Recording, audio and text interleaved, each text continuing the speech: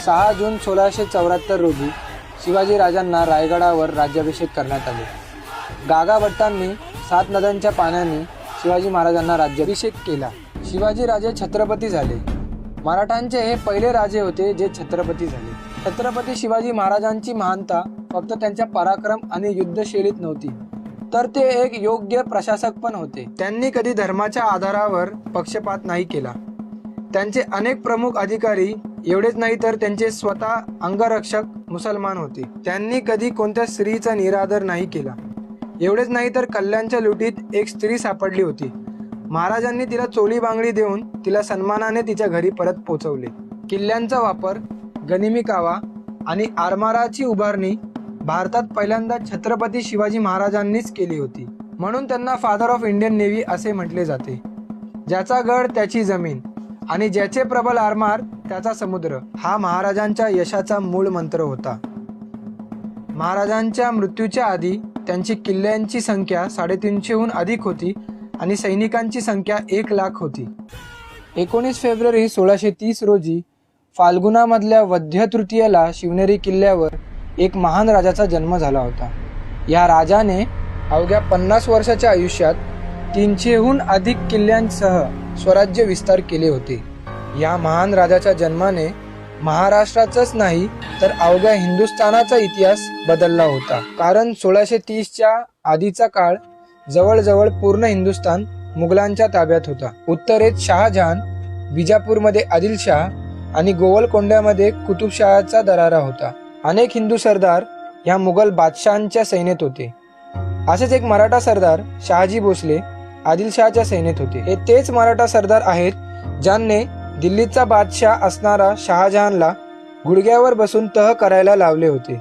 त्याची सुरुवात अशी झाली होती की दिल्लीचा बादशाह शहाजहान 80,000 सैनिक घेऊन निजामशाही उद्ध्वस्त करायला आला होता आणि गोवलकोंडाचा कुतुबशाही त्याच्या मदतीला आला. हे ऐकून निजाम खूप घाबरला होता. तेव्हा शहाजी राजे असे म्हटले, निजाम, माझ्या हातात सैन्याची सूत्र दे, मी तुला अजून विजय मिळवून दाखवू शकतो. निजामने 20,000 सैनिकांची सूत्र शहाजी राजांच्या हातात दिली. शहाजी राजांनी शहाजहान सोबत असा काही मुकाबला करून दाखवला की इतिहास सांगतो, विजापूरची मदत असताना आणि शहाजहानचे 80,000 सैनिक असतानाही शहाजी राजांनी त्याला चारोखाने चित केले होते आणि त्याला गुडघ्यावर बसून त्याला तह करायला लावले आणि निजामशाही वाचून दाखवली होती. तेव्हा शहाजी राजांच्या मनात आले की अरे, आपल्या शक्तीवर या बादशाही उभ्या आहेत, मग आपण आपले राज्य का नाही करत. या प्रसंगातूनच शहाजी राजांनी हिंदवी स्वराज्याची संकल्पना केली होती. छत्रपती शिवाजी महाराजांचा जन्म जुन्नरच्या शिवनेरी किल्ल्यावर झाला. किल्ल्यावर शिवाई देवीचे मंदिर आहे. देवीच्या नावावरूनच शिवाजी असे नाव ठेवण्यात आले. शिवाजी राजांचा जेव्हा जन्म झाला होता तेव्हा शहाजी राजे कर्नाटकमध्ये होते.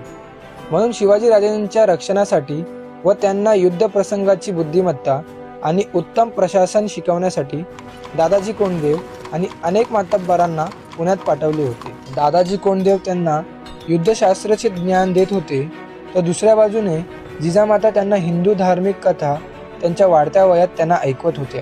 साल 1646, वय वर्ष 16. सर्वांना वाटले की शिवाजीराजेही शहाजी राजांसारखे सरदार होतील आणि आदिलशाहीची सेवा करतील, पण तसे घडले नाही. आपल्या मातेची आज्ञा प्रमाण मानून शिवाजी महाराजांनी छोटे छोटे मावळे जमवले. महाराष्ट्राच्या अनेक गावातील बाजी, येसाजी असे छोटे छोटे मावळे जमा करून त्यांनी 2 ते 3 हजारची सेना तयार केली आणि एके दिवशी रायरीच्या डोंगरावर जाऊन त्यांनी करंगळीच्या रक्ताने महादेवावर अभिषेक केला आणि हिंदवी स्वराज्याची शपथ घेतली. त्याच वर्षी शिवाजी राजांनी आदिलशाहीच्या ताब्यातला एक गड जिंकला आणि त्याचे नाव तोरणा असे ठेवले. तोरणागड हे स्वराज्याचे तोरण ठरले. त्याच वर्षी शिवाजी राजांनी कोंढाणा, पुरंदर हे किल्ले आदिलशाहीकडून जिंकून पुणे प्रांतावर पूर्ण नियंत्रण मिळवले. याचबरोबर तोरणागड समोरील मुरम देवाचा डोंगर जिंकून त्याची डागडुजी केली व त्याचे नाव त्यांनी राजगड असे ठेवले. राजगड ही स्वराज्याची पहिली राजधानी ठरली. पुढे आबाजी सोनदेवच्या मदतीने ठाणे, कल्याण आणि भिवंडीचा किल्ला मुल्ला अहमदकडून आपल्या ताब्यात घेतला. शिवाजी राजांच्या यशस्वी स्वारांनी आदिलशाह क्रोधित झाला होता. शिवाजी राजांना थांबवण्यासाठी आदिलशहाने एक गहरी चाल केली. त्याने शहाजी राजांना अटक केली. म्हणून पुढचे 6 वर्ष शिवाजी राजांनी कधी आदिलशहावर सरळ हल्ला नाही केला. या 6 वर्षाच्या काळात शिवाजी राजांनी सैनिक वाढवण्याचा व त्यांना गनिमी कावामध्ये तरबेज करण्याचा प्रयत्न केला. पुढच्या काही वर्षातच 40 किल्ले स्वराज्यात दाखल झाले. त्यांनी घोडदळाचा प्रमुख म्हणून सेनापती नेताजी पालकरांना नेमलं व पायदळाचा प्रमुख म्हणून येसाजी कंकांना. 1659ला अली आदिलशाह वारला आणि राजकारभार त्याची आई बडी बेगमकडे आले. आदिलशाहीच्या ताब्यात असणारे किल्ले जिंकत राहिल्यामुळे बडी बेगमने शिवाजी राजांना कैद करण्यासाठी पैजेचा विडा ठेवला होता. अफजल खान नावाचा एक सरदार होता. त्याने तो विडा उचलला आणि तो शिवाजी महाराजांना कैद करण्यास निघाला. तो त्याच्यासोबत 20,000 सैनिक घेऊन निघाला. त्यावेळी शिवाजी राजांकडे 50 किल्ले आणि फक्त 12,000 सैनिक होते. अफजल खानने विजापूरहून सरळ राजगडवर हल्ला नाही केला. तो आधी तुळजापूरमध्ये गेला आणि तिथे तुळजाभवानीचे मंदिर तोडले. वाटेत येणारे अनेक मंदिर आणि गावे उद्ध्वस्त करत गेला. पुढे तो पंढरपूरचे मंदिर उद्ध्वस्त करायला निघाला. अफजल खान जेव्हा जावळीजवळ आला तेव्हा शिवाजी राजांनी सध्याच्या महाबळेश्वर जवळ असलेल्या प्रतापगडवरून त्यास तोंड देण्याचे ठरवले. तहाची बोलणी सुरू झाली आणि अंतिम बोलणीसाठी शिवाजी महाराज स्वतः यावे असा अफजल खानाचा आग्रह होता. पण शिवाजी राजांचा वकील गोपीनाथ बोकील यांनी अफजल खानाला गळ घालून प्रतापगडवर भेट घेण्यास बोलावले. भेटीच्या नियमानुसार दोन्ही पक्षाकडील मोजकी माणसे भेटण्यासाठी येतील आणि दरम्यान सर्वांनी निशस्त्र राहायचे ठरले. शिवाजी राजांना अफजल खानाच्या दगाबाजीची कल्पना असल्यामुळे त्यांनी सावधगिरी म्हणून चिलखत चढविले आणि सोबत बिचवा तसेच वाघनखे ठेवली. शिवाजी महाराजांसोबत जिवा महाल हा विश्वासू सरदार होता, तर अफजल खान सोबत सय्यद बंडा होता. प्रतापगडवरील एका छावणीमध्ये भेट ठरली. भेटीच्या वेळी खानाने शिवाजी महाराजांना मिठी मारली आणि शिवाजी महाराजांवर कट्यारीचा वार केला, परंतु चिलखतामुळे शिवाजी महाराज बचावले. अफजल खानाचा दगा पाहून शिवाजी राजांनी वाघनखे खानाच्या पोटात घुसवले. सय्यद बंडा त्या क्षणी शिवाजी राजांवर दानपट्ट्याचा जोरदार वार करण्याचा प्रयत्न केला. त्याचवेळी जिवा महालाने सय्यद बंडाचा हात उडवला आणि शिवाजी राजांचे प्राण वाचवले. त्यामुळेच होता जिवा म्हणून वाचला शिवा ही म्हण प्रचलित आहे. अफजल खानाचा वध केल्यानंतर शिवाजी राजे सातारा प्रांतात घुसून कोल्हापूरपर्यंत गेले व त्यांनी पन्हाळा जिंकून घेतला. 10 नोव्हेंबर 1659 रोजी शिवाजी महाराजांनी अफजल खानाचा वध केला. ही बातमी कळताच बिजापूरचा बादशाह क्रोधित झाला होता. त्याने रुस्तम जमानाला शिवाजी महाराजांना कैद करण्यास पाठवले. शिवाजी महाराज पन्हाळ्यावर आहेत असे कळल्यानंतर पन्हाळ्यावर आक्रमण करायच्या बेतात रुस्तम जमान होता. परंतु 28 डिसेंबरला पहाटेच अचानकपणे शिवाजी महाराजांनी रुस्तम जमानच्या सैनिकांवर जोरदार हल्ला चढवला. पूर्ण जोरदार हल्ला न चढवता पुढून मागून आजूबाजूने तुकड्यांनी हल्ले चढवले व आदिलशाही सेनेचे नामोहराम केले. रुस्तम जमान रणांगण सोडून पळून गेला. रुस्तम जमान ही अयशस्वी ठरल्यानंतर आदिलशहाने सिद्दी जोहरला सर्व शक्तीनिशी हल्ला करायचा आदेश दिला. 1660 साली झालेले हे आक्रमण स्वराज्यावर अनेक मोठ्या संकटांपैकी एक समजले जाते. त्यावेळी राजे पन्हाळ्यावर होते.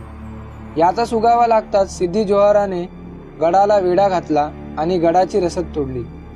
पुढचे अनेक महिने सिद्दी जोहर वेढा घालून बसला होता आणि त्याचे वेढा उठवण्याचे काही लक्षण दिसेना. तेव्हा सर्वांची खलबत करून शिवाजी राजेंनी जवळच्या विशाल गडावर पोचावे असा निर्णय घेतला. पन्हाळ्यावरून एके रात्री शिवाजीराजे आणि काही मंडळी गुप्त रस्त्याने शिताफीने निसटली. याचा पत्ता लागताच सिद्दी जोहरने सिद्दी मसूदच्या बरोबर काही सैनिक पाठलागावर रवाना केले.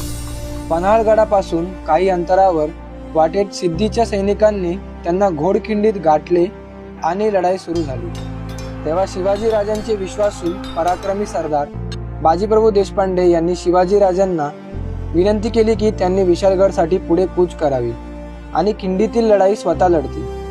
गडावर पोचताच तोफांचे 3 बार उडवावे म्हणजे संदेश मिळेल. राजे गडावर पोचले. शिवाजी राजेंना ते पटेना. पण बाजींच्या विनंतीपोटी त्यांनी यास मान्यता दिली आणि विशालगडसाठी कूच केली. बाजींनी सिद्धीच्या सैन्याला रोखून धरण्यासाठी प्राणांची शर्त केली, पण संख्येने कितीतरी पटीने अधिक सैन्यापुढे बाजीप्रभूंनी प्राणांची बाजी लावली. ते 2 हातात दानपट्टे घेऊन कित्येक तास लढत होते व रक्ताने घायल झाले होते. जेव्हा तोफांचे 3 आवाज ऐकू आले आणि शिवाजीराजे गडावर पोचल्याचा तो संदेश समजल्यावर बाजीप्रभू देशपांडे यांनी प्राण सोडले. बाजीप्रभू हे ज्या घोडखिंडीत लढले आणि स्वतःचे प्राणाचे बलिदान दिले, त्या घोडखिंडीचे नाव शिवाजी महाराजांनी पावनखिंड असे बदलले. बाजीप्रभूंच्या बलिदानाने पावन झालेली ती पावनखिंड. बिजापूरच्या बडी बेगमने शिवाजी महाराजांना कैद करण्यासाठी औरंगजेबकडे विनंती केली. त्याने त्याचा मामा शाहिस्तेखानला 1.5 लाख सैनिकांसोबत शिवाजी महाराजांना कैद करण्यासाठी दख्खनच्या मोहिमेवर पाठवले. शाहिस्तेखानने त्याच्यासोबत प्रचंड मोठा लवाजमा सैनिक आणि फौजफाटा घेऊन पुणे प्रांतात आला. त्याने पुणेजवळील चाकणचा किल्ला जिंकून पुणेतील शिवाजीराजांच्या लाल महालातच तळ ठोकला. शिवाजीराजांनी खानाचा बंदोबस्त करण्यासाठी एक धाडसी निर्णय घेतला, तो म्हणजे लाल महालात शिरून खानाला संपवण्याचा. लाल महालात आणि अवतीभवती कडक पहारा होता आणि महालात शिरणे अतिशय जोखमीचे काम होते. एके रात्री लाल महालाजवळ जाणाऱ्या एका लग्नाच्या वरातीचा आधार घेऊन काही मोजक्या माणसासह स्वतः शिवाजी महाराज लाल महालात शिरले. लाल महालाचा कानाकोपरा माहीत असल्यामुळे लवकरच प्रत्यक्ष शाहिस्तेखानाच्या खोलीत शिवाजी महाराजांनी प्रवेश केला.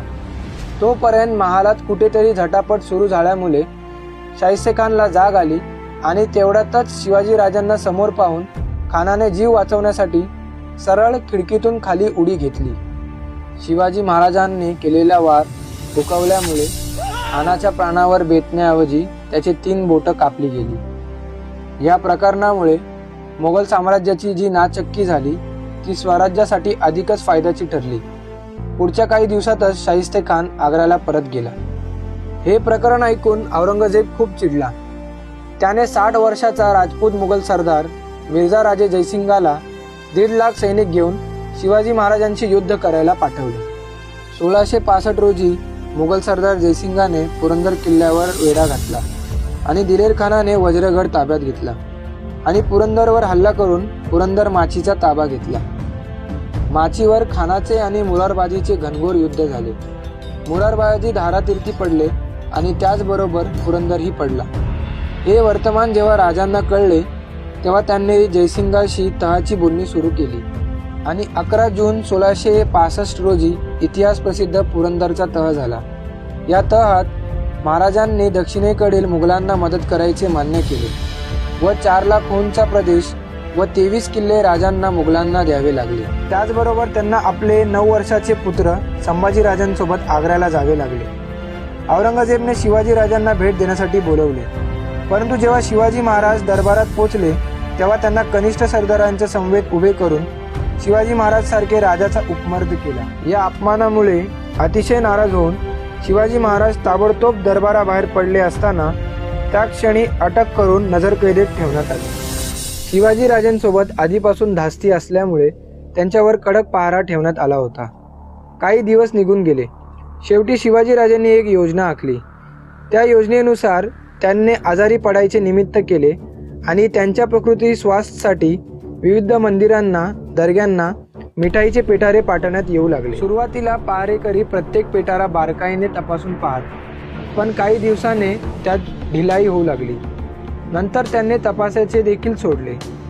या गोष्टीचा फायदा घेऊन एके दिवशी शिवाजीराजे आणि संभाजीराजे निसटण्यात यशस्वी झाले.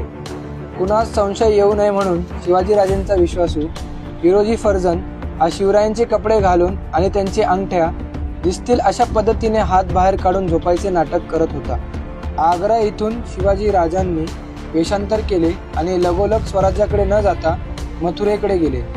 तिथे संभाजीराजांना वेगळ्या मार्गाने काही दुसऱ्या विश्वासू माणसांबरोबर पाठवले आणि एका संन्याशीच्या वेशात महाराष्ट्रात प्रवेश केला. शिवाजीराजे परतल्यानंतर त्यांनी झालेल्या अपमानाचा सूड घेण्यासाठी पुरंदरच्या तहात दिलेले सर्व 23 किल्ले जिंकून घेतले. त्यांनी यातील पहिल्यांदा कोंढाणा घेण्याचे ठरवले. कोंढाण्याच्या लढाईत सुभेदार तानाजी मालुसरे यास लढताना वीर मरण आले. 6 जून 1674 रोजी शिवाजी राजांना रायगडावर राज्याभिषेक करण्यात आले. गागा भट्टांनी 7 नद्यांच्या पाण्याने शिवाजी महाराजांना राज्याभिषेक केला. शिवाजी राजे छत्रपती झाले. मराठांचे हे पहिले राजे होते जे छत्रपती झाले.